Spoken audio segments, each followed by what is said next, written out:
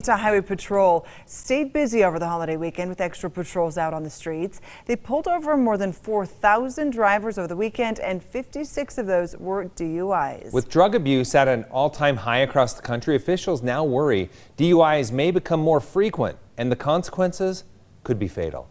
ABC4's Northern Utah correspondent Kate Gardner with that story. According to the CDC, in the U.S., drug overdoses rose by 30% in 2020 and an additional 15% in 2021.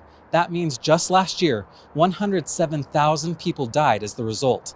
Now, fentanyl plays a huge role in that increase, but cocaine, meth, and prescription drug abuse are all on the rise. A lot of different substances are on the rise, and we're seeing it all. Taylor Codell works with people who are fighting addiction at Davis Behavioral Health. She says Utah is not immune to the rise in drug abuse. People don't use substances because they necessarily want to be a drug addict.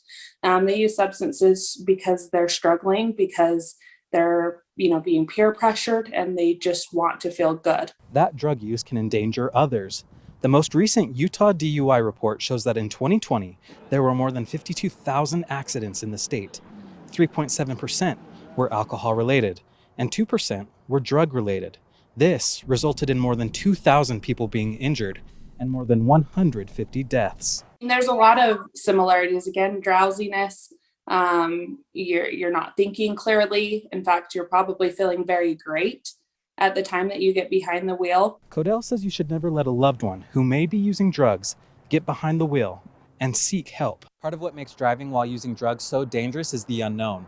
The Utah Substance Use and Mental Health Advisory Council notes that unlike alcohol, very little is known about the concentration needed of any one given drug to impair a driver.